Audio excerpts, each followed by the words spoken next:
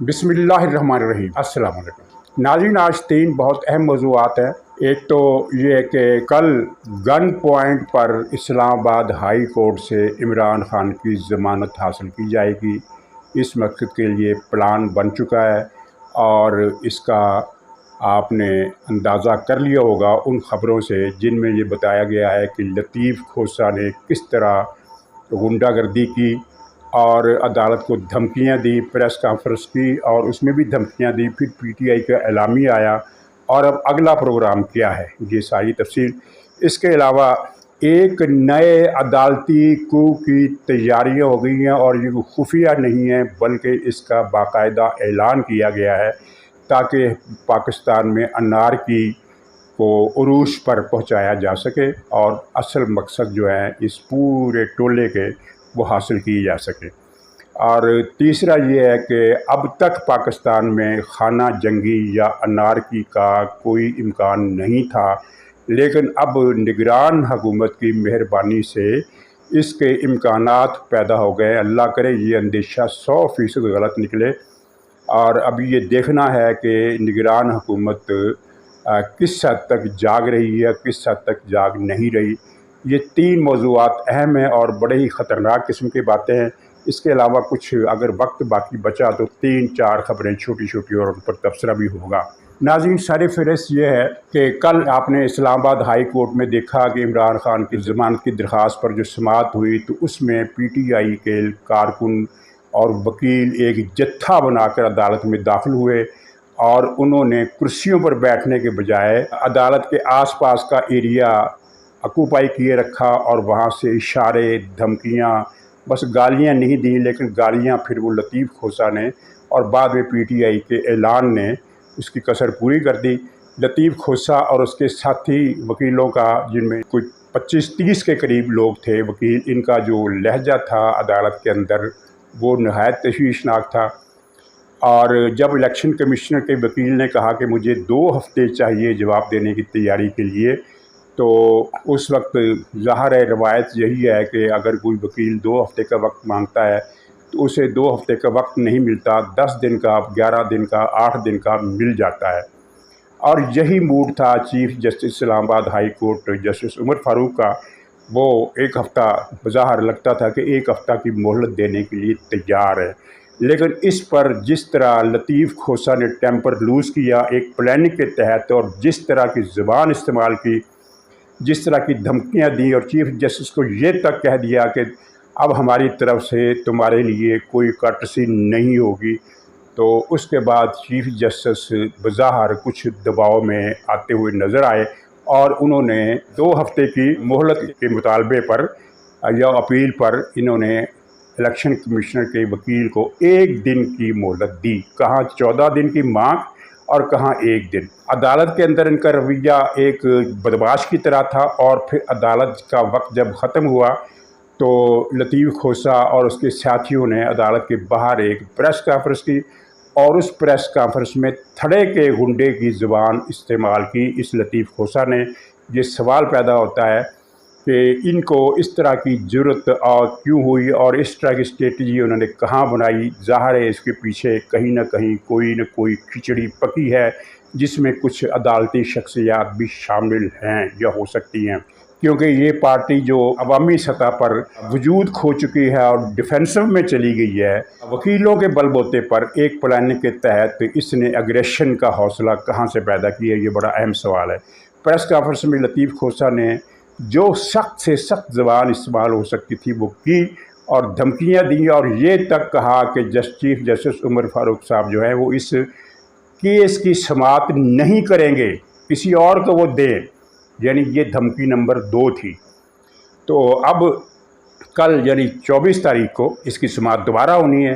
तो प्लानिंग ये है कि वकीलों का जत्था ज़्यादा बड़ी ताकत के साथ जाएगा अंदर और बाहर भी लोग इकट्ठे किए जाएंगे, चाहे वो 200 हों या 300 हों। किसी एक अदालत को ताख्तो ताराज करने के लिए 200-300 या 250 बल्कि 100 आदमी भी बहुत होते हैं अगर वहाँ पुलिस का इंतज़ाम ना हो। अब अदालत में एक मसला होता है, ये है कि अदालत के अंदर दाखिला नहीं रोका जा सकता क्योंकि खुली समाअत है, ओपन कोर्ट में वकील कोई पार्टी जितने चाहे वकील लेकर जा सके, इल्ला ये कि अदालत हुक्म दे कि सिलेक्टेड किस्म की गैदरिंग होगी और उसको ऐसा हुक्म देने का अख्तियार है।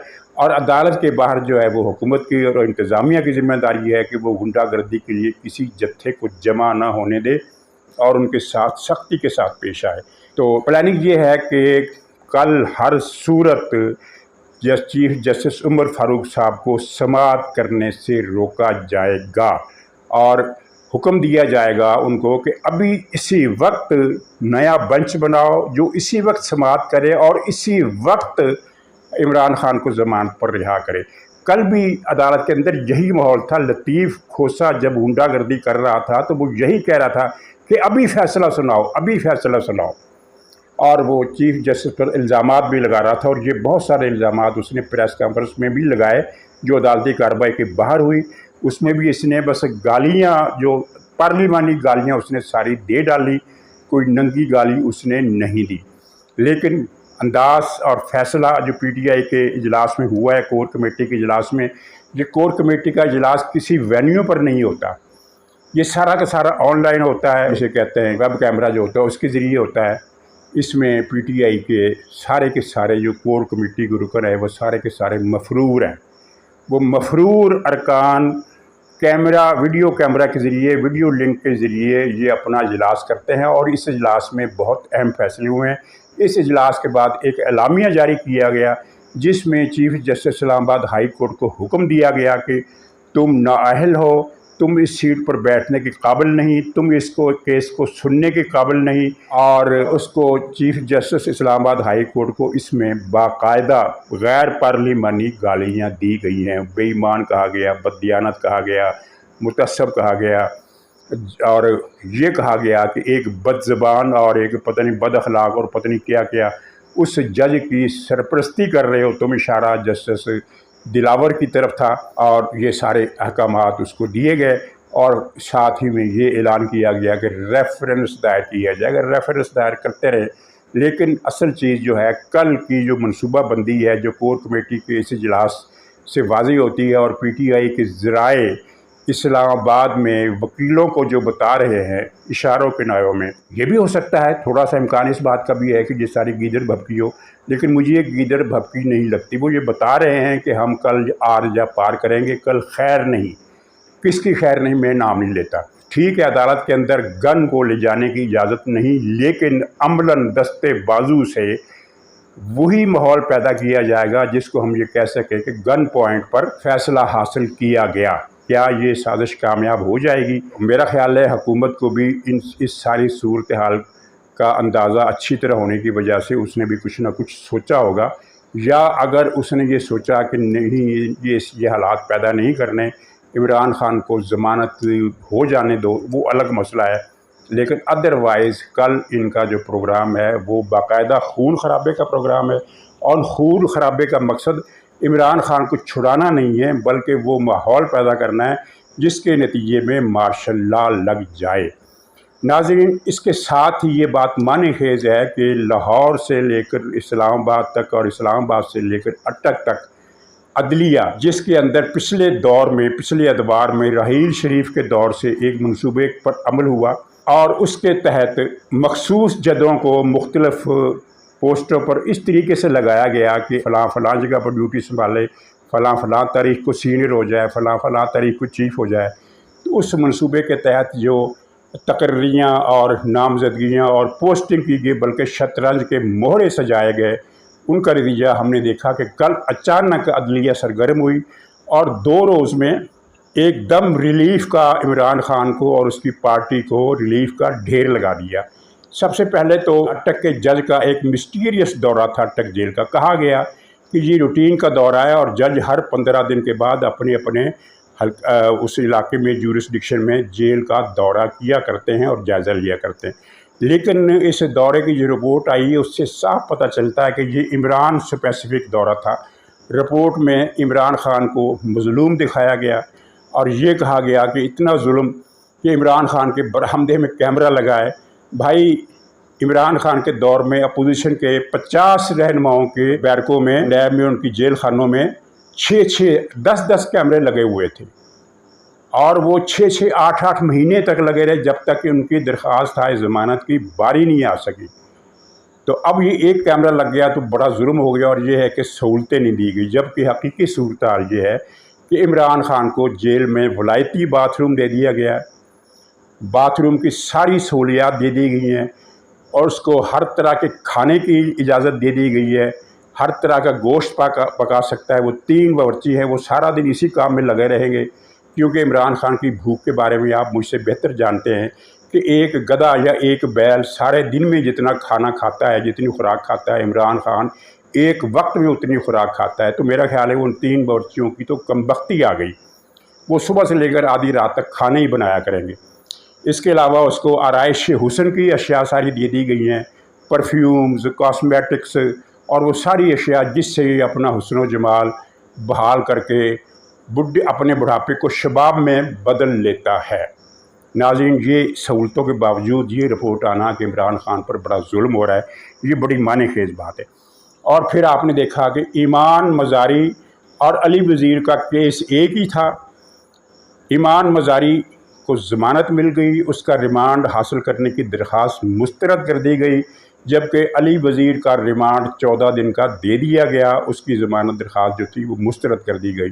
اور علی وزیر چونکہ پی ٹی آئی کا نہیں تھا، اور ایمان مزاری چونکہ پی ٹی آئی کی تھی، اور پہلے بھی کسی وہ بڑے ایک جج کی وہ بڑی رہی ہے، لاڈلی رہی ہے، آپ نے دیکھ لیا ہوگا پچھلے جب شیریں مزاری کو بہت پہلے گرفتار کیا گیا تھا، 1.5 سال پہلے یا 2 سال پہلے، اب یاد نہیں۔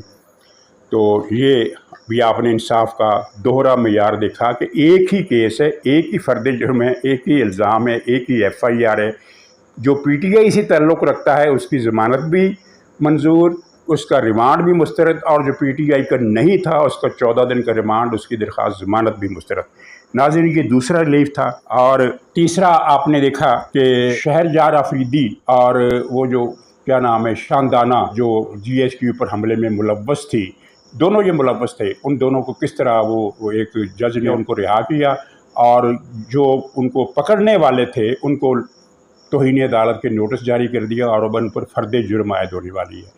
تو مجسٹریٹ نے اس فیصلے کے خلاف اپیل کی، جو چند منٹ کے اندر اندر مسترد کر دی گئی۔ ایک جج صاحب نے یہ کہا کہ ابھی تو اس کیس کا حتمی فیصلہ ہوا ہی نہیں ہے، آپ نے درخواست مسترد کرنے کی کیسے جاری کر دی؟ بھائی حتمی فیصلہ نہیں ہوا ہے تو افسروں پر، پولیس افسروں پر، ڈپٹی کمشنر پر فرد جرم کیسے لگ گئی؟ یہ فرد جرم کی تاریخ دے دی گئی ہے، تو فرد جرم لگانے کا فیصلہ کیسے ہو گیا؟ یہ ایک اور ریلیف تھا۔ پھر ایک اور وہ جو شیر مربت کیا نام ہے اس کا، اس پر کچھ مقدمے چل رہے ہیں، تو اس میں بھی ہائی کورٹ نے، مجسٹریٹ نے، یہ جو بھی اس کا عدالت کا تھا، اس نے فیصلہ دیا کہ اس کے خلاف، شیر افضل مروت کے خلاف آئندہ کوئی کارروائی نہ کی جائے۔ اگر پی ٹی آئی کی بجائے کوئی اور وکیل ہوتا اور اس کے خلاف اتنے مقدمات ہوتی تو کیا تب بھی اس طرح کا حکم آنے کا تصور کیا جا سکتا تھا؟ ناظرین، لاہور ہائی کورٹ میں الیکشن کمشنر کو حکم دیا گیا ہے کہ وہ عمران خان کے خلاف حتمی فیصلہ نہ دے، اور یہ دنیا میں میرے خیال میں پہلی مثال ہے کہ پاکستان کی عدالتیں مسلسل حکم دے رہی ہیں الیکشن کمیشنر کو، دوسرے اداروں کو، کہ تم نے عمران خان کے خلاف کوئی فیصلہ نہیں دینا ہے۔ یہ کس قانون کے تحت، کس اخلاق کے تحت، کس روایت کے تحت، کس انصاف کے تحت ایسا کیا جا رہا ہے؟ ناظرین، کی عدالتوں کا بے مثال ریلیف ہے، بے مثال ریلیف، اور اچانک ان کا متحرک ہو جانا، اور ابھی آج کی تاریخ میں بھی 2-3 کیس ہے، اور پھر اس ہفتے نیب کا کیس ہے جس کے تحت یہ پی ٹی آئی والے بتا رہے ہیں کہ مریم نواز کی ضمانت خارج کرنے کی جو اپیل تھی نیب کی، وہ نیب نے واپس لے لی، جس پر وہ خارج کر دی گئی لیکن نمٹائی نہیں گئی، جس کا مقصد یہ ہے کہ اگلے چند دنوں میں نیب آرڈیننس ختم کر دے گی یہ سپریم کورٹ، اور جب ختم کر دے گی تو پھر نیب کو آرڈر ہوگا کہ اب وہ مریم نواز کی ضمانت خارج ہونے کی درخواست اب لے کر آؤ، تاکہ ہم مریم نواز کو اندر بھیج سکیں۔ یہ ساری چیزیں چل رہی ہیں، اس کی اور بھی تفصیل ہے لیکن میں اس کو مختصر کرتا ہوں۔ یہ عدالتی فیور کی بات ہوگی۔ عدالتی کو یہ جناب یہ ہے کہ لاہور میں الیکشن کمیشن والے کیس کی سماعت کے دوران بہت توجہ سے سنیے گا، پی ٹی آئی کی وکیل کو حکم دیا گیا کہ وہ اپنے اس کیس میں نئی پٹیشن دائر کرے، اور اس میں صدر مملکت عارف الوی کو بھی فریق بنائے، تاکہ ہم اسے عارف الوی کو طلب کریں بطور صدر مملکت، اور اس سے پوچھیں کہ وہ الیکشن کی تاریخ کب دے رہا ہے۔ مطلب یہ ہے کہ ایک لائن دی گئی ہے کہ عارف الوی الیکشن کی تاریخ کا اعلان کرے، جبکہ حکومت ایک قانون سازی کے ذریعے یہ اختیار صدر سے واپس لے کر الیکشن کمیشن کو دے چکی ہے۔ اور ابھی وہ قمر صاحب جو ہیں، دلشاد صاحب، انہوں نے ایک ٹی وی میں بتایا کہ ٹی وی پروگرام میں انہوں نے بتایا رات کہ صدر عارف الوی کسی وقت بھی الیکشن کی تاریخ کا اعلان کر سکتا ہے۔ ناظرین، اس کے بعد کیا ہوگا آپ کو سب اندازہ ہے۔ یہ دوسرا عدالتی کو ہے۔ پہلے عدالتی کو کا مقصد عمران خان کو لانا تھا، اب اس دوسرے عدالتی کو کا مقصد جو ہے وہ ایک ہمہ گیر، انارکی اور لا لیسنس اور تصادم کی فضا بنانا ہے، تاکہ مارشل لا لگائے بغیر کوئی چارہ نہ رہے۔ اب نگران حکومت اور مقتدر ادارے اس عدالتی کو کے پلاٹ کا کیا نوٹس لیتے ہیں، یہ اگلے چند دنوں میں ہمیں واضح ہو جائے گا۔ ناظرین، آخری ہمارا پوائنٹ جو ہے، جس کے بعد ایک دو خبروں کا بھی ذکر کرنا ہے، وہ یہ ہے کہ حکومتی اقدامات کی وجہ سے اب پاکستان میں خانہ جنگی یا سول انریسٹ کا رستہ ہموار ہوتا ہوا نظر آ رہا ہے۔ شہباز شریف نے بھی کوئی کمی نہیں کی، بجلی کے بلوں کی قیمتوں میں بجلی کے بل اتنے زیادہ بڑھا دیے، نرخ اتنے زیادہ بڑھا دیے کہ عوام کی قوت برداشت حتمی طور پر جواب دے گئی۔ اور اس حکومت نے آتے ہی پہلے تو بے تحاشا پٹرول مہنگا کیا، اور اس مہنگائی کا، پٹرول کی اس مہنگائی کا آئی ایم ایف سے کوئی تعلق نہیں۔ آئی ایم ایف کی تمام شرطیں پہلے ہی پوری ہو چکی ہیں۔ پھر بجلی کی قیمت میں اضافہ کیا، اور بجلی کا یونٹ جو ہے وہ تقریباً 60 روپے کا پہلے ہی ہو چکا ہے، اور کل 2 روپے 10 پیسے مزید اضافہ کر دیا۔ اور مزید ظلم اس کے علاوہ ہے کہ اس سارے 60 روپے 62 روپے یونٹ کے ہونے کے بعد بھی 6-7 ٹیکس حکومت نے، اس نگران حکومت نے بجلی کو بلوں میں اضافہ کر دیا ہے، جس کی وجہ سے جو 8,000 کا بل تھا وہ اب 24,000 کا آ رہا ہے۔ تو اس صورتحال میں جو خطرے کی گھنٹیاں، میں ان کا تفصیل سے ذکر اس لیے نہیں کروں گا کہ وہ خود بے چینی پیدا کرنے کا ایک ذریعہ بن جائے گا یہ معاملہ۔ اشارتاً عرض کرتا ہوں کہ ملک کے مختلف علاقوں میں اعلانات ہو رہے ہیں کہ بجلی کے بل نہ دیے جائیں، اور بجلی کا بل نہ دینے کی وجہ سے اگر میٹر ریڈر میٹر کاٹنے آئے، کنیکشن کاٹنے آئے، تو وہ بھی میں نہیں بیان کرتا کہ اس کے بعد کیا کیا جائے، وہ بھی خطرناک بات ہے۔ اور پھر یہ ہے کہ پنڈی میں کل ایک جلوس نکلا جس میں انہوں نے بجلی کی تقسیم کار کمپنی جو ہے اس کے ایک اسٹیشن پر دھاوا بول دیا، حملہ کیا، توڑ پھوڑ کی اور نعرے لگائے۔ تو یہ نگران حکومت کی جو ہیئت ترکیبی ہے، اس میں تقریباً تمام کے تمام وزیر ایسے ہیں جن میں سے کسی کا بھی تعلق عوام کے ساتھ نہیں ہے، سارے کے سارے ایلیٹ کلاس سے تعلق رکھتے ہیں، سوائے ایک دو وہ جو کارکن صحافی یا دانشور ہیں، لیکن ظاہر ہے وہ معاشی ٹیم یا اصل فیصلہ سازی میں وہ شامل نہیں ہو سکتے۔ مثلا مدد علی سندھی صاحب ہیں یا مرتضیٰ سولنگی صاحب ہیں، وہ یعنی حکومت کی فیصلہ سازی میں ان کا کوئی عمل دخل نہیں ہے۔ باقی جو ٹیمیں ساری ایلیٹ کلاس کی کریم ہے، جو چاہے مجھے نہیں پتہ ان کا کردار کیا ہے، وہ چاہے فرشتے بھی ہوں، لیکن انہیں عوام سے کوئی رابطہ، کوئی کنسرن نہیں ہے۔ بلکہ ایک وزیر تو ایسے ہیں جن کی ایپٹما یونین نے عمران خان کے دور میں کھربوں روپے کی سبسڈی لوٹی قومی خزانے سے، اب ان کو پھر وزیر بنا دیا گیا۔ ان لوگوں کو حکومت اربوں روپے کی سبسڈی، کھربوں روپے کی سبسڈی دیتی ہے، اور عوام کے لیے بجلی کا بل انہوں نے عوام کے گلے پر گویا کہ چھری چلا دی ہے اس نگران حکومت نے۔ تو یہ اس کی نتیجے میں خانہ جنگی کے اسباب پیدا ہوتے ہوئے نظر آ رہے ہیں۔ اگر ان کو بر وقت نہ روکا گیا، اور روکنے کا مطلب یہ نہیں ہے کہ وہاں آپ سیکورٹی فورسز بھیج دیں جو گولی چلا کر ہجوم کو منتشر کر دیں، اور ظاہر ایک بہانہ تو ہوتا ہے کہ چونکہ انہوں نے وابڈا کی یا بجلی کی کمپنی کے دفتر پر حملہ کیا تھا، سرکاری ترسیبات پر حملہ کیا تھا، اس لیے ہمیں گولی چلانے کا اخلاقی حق ہے۔ یہ چیز نہیں چلے گی، یہ چیز نہیں چلے گی۔ ان کو کچھ خدا خوفی سے کام لینا ہوگا۔ اب اپٹما جیسے وزیر کو آپ نے اس کے وہ، میں تو نام نہیں لینا چاہتا اس کو آپ نے وزیر بنا دیا ہے، تو پھر خدا خوفی کہاں رہ جائے گی؟ پھر تو ڈاکو اور چوروں کا راج ہی رہ جائے گا۔ تو یہ ایک بڑی خطرناک چیز ہے۔ ناظرین، آخر میں ایک دو خبروں کا 2-3 فکروں میں ذکر۔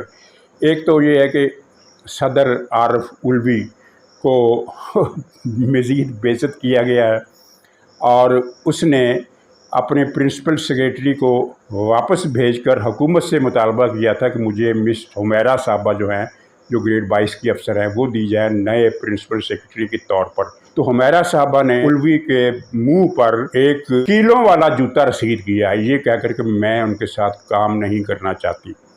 ये उनका फ़िक्रा था। हमारा फ़िक्रा कुछ यूँ हो सकता है कि इस खोते के साथ कौन काम करेगा। ये साजिशें कर रहा है और इसकी साजिशों पर नज़र भी है और उनकी साजिशों को नाकाम भी बनाया जाएगा, लेकिन इसको ज़्यादा मौका नहीं देना चाहिए। ख़ासी ज़िल्लत इसकी हुई है इस फ़ैसले से, बल्कि यहाँ तक हुआ है कि हुकूमत ने इसको कन्वे कर दिया है कि तुम नया प्रिंसिपल सेक्रेटरी हमसे मांग ही नहीं सकते। नाज़रीन, ये वो उलवी है इमरान खान की तरह, जो ये भी तोशा खाने का चोर है, इसकी बीवी भी चोर है। इन दोनों ने तोशा खाने से करोड़ों रुपए के तोहफे चंद लाख रुपए देकर हासिल किए। यानी माशाल्लाह पूरी पीटीआई चोरों की पार्टी है। और तोशा खाने में हालांकि उलवी को 5 साल से 8-9 लाख रुपए तनख्वाह और कोई 20 लाख रुपए महीना इजाफी इसको मिल रहे हैं। पिछले 5 साल के दौरान, पौने 5 साल के दौरान इसको 1 अरब रुपए के सवाबदीद की रकम दी गई है। और जो तकसीम की जाए तो 20 करोड़ रुपए हर साल के बनते हैं, और 20 करोड़ को आप तकसीम कर लें 12 महीनों पर तो ये 1.25 करोड़ से ज़्यादा रकम बनती है। 1.25 करोड़ रुपए और ये 8-9 लाख रुपए तनख्वाह। इतनी भारी लूट मार के बावजूद ये दोनों चोर मियाँ बीवी चोरी से बाज नहीं आए। नाज़रीन, मज़ीद बातें इंशाअल्लाह अगले प्रोग्राम में, क्योंकि ख़बरें और वाक़यात और तबसरे के लिए ऐसी चीज़ें जिन पर तबसरा बहुत ज़रूरी हो जाता है, वो इतनी ज़्यादा तादाद में आ रही हैं कि सिलेक्शन करने के बावजूद प्रोग्राम में वो नहीं आ पाती। तो बहरहाल सबसे अहम बात, जो ख़तरे वाली बात है, वो अदालती कूकी है। और उसके बाद या उसके बराबर यूँ समझ लीजिए कि कल इस्लामाबाद हाई कोर्ट में जो खून रेज़ी का प्लान इन्होंने बनाया है पीटीआई ने, उसको रोकने वाली बात है। और दुआ के साथ इजाज़त दीजिए, इंशाअल्लाह अगले प्रोग्राम में फिर मुलाकात होगी। तब तक के लिए खुदा हाफिज़।